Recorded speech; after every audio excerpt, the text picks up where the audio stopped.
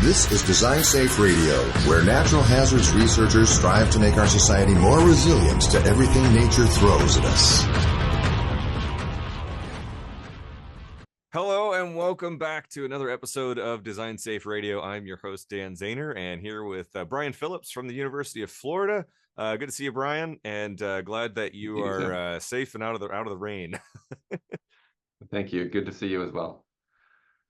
It's a rainy day here in Eugene, Oregon, so thinking about the team out there, the wind engineers, and how you guys just go out into the thick of it to get the valuable data with the really cool instruments. So for those of you who are listening rather than watching on YouTube, definitely check it out later. We've got some really great images behind Brian that he's going to be talking about from some projects that he's working on.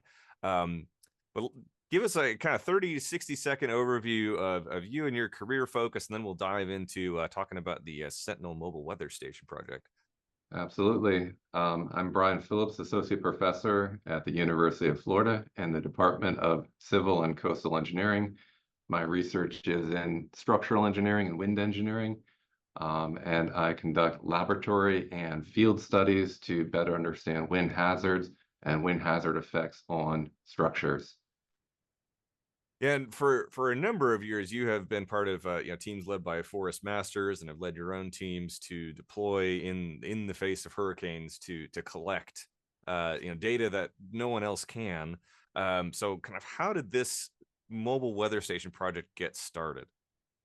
Yeah, that's a great question. So back in, I think it was around 1999, is when a team from the University of Florida, Clemson University, and several other universities in the Southeast U.S. started this mobile hurricane reconnaissance program led by Tim Reinhold, Kurt Curley, and others. Forrest eventually joined the team. I think as a graduate student.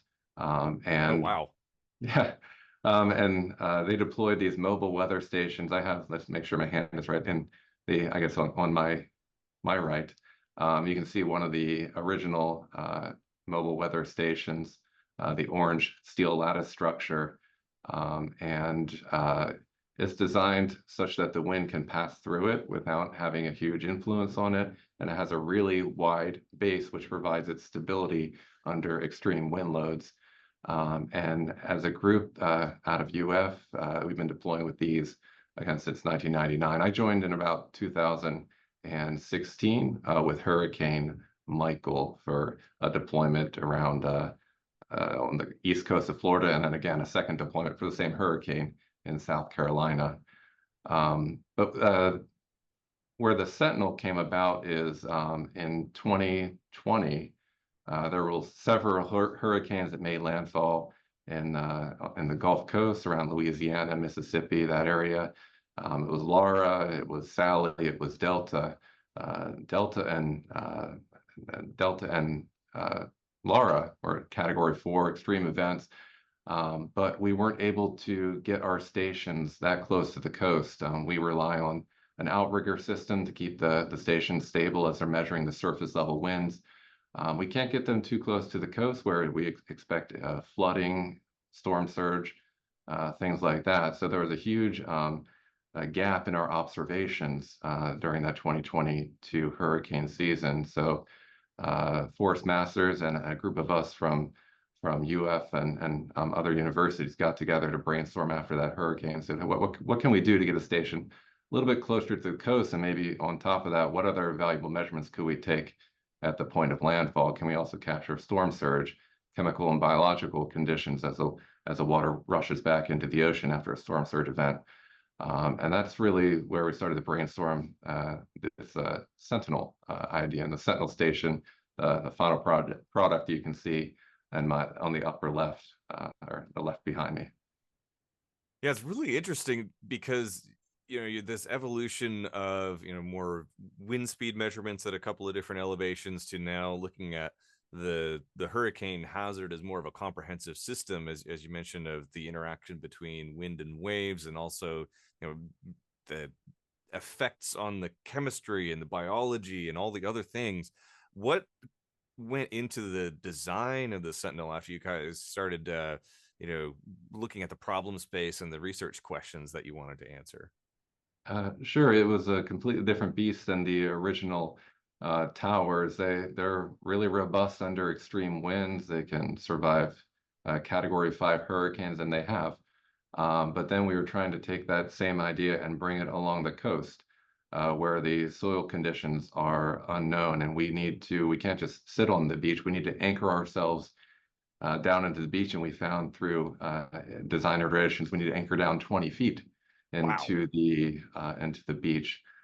So the foundation design to secure this 33-foot tall station, that was the biggest challenge for the engineering design. So we started with some rational engineering analysis using FEMA P55 and ASCE 7 and other equivalent static approaches for wind and wave loads.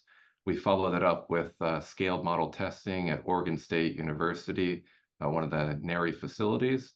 And then we were able to get experimental data to back up some of these equivalent static loads that we were using for the design. Again, the challenge was that foundation system, because we're designing these to survive in up to and even beyond 16 feet of storm surge. Whoa. And that storm surge includes breaking waves hitting this carbon fiber mast. The carbon fiber mast was the best way we thought to get a low profile structure that's flexible and strong enough to survive the extreme waves and wind. So breaking waves on that mast, we got to bring the loads down to a strong foundation. So we ended up with helical piles that can anchor themselves 20 feet deep into the soil, the unknown soil conditions. And that provides a strong, solid foundation for the Sentinel, so that it's there and it can monitor the extreme conditions without being affected by them. Wow. Yeah, because 16 feet of storm surge is enough to bring buildings off their foundation. Absolutely, yeah. And in Cedar Key, we saw on the order of this was Cedar Key for Hurricane Helene. We saw on the order of 6 or 7 feet above the base of the Sentinel. So it was a real world kind of proof of concept of surviving these extreme conditions.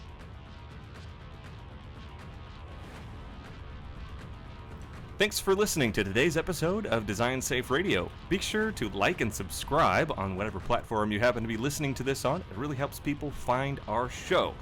Thanks to our amazing sponsors, the National Science Foundation and the NHERI Network Coordination Office, which is award number 2129782. Big thank you to Marty LaChance, our guest booker and topic researcher extraordinaire, and Raquel Ruiz, who is our video and audio editor. I'm your host and NHERI Facility Scheduling and Operations Coordinator, Dan Zahner. We'll see you in the next episode. Until then, stay resilient.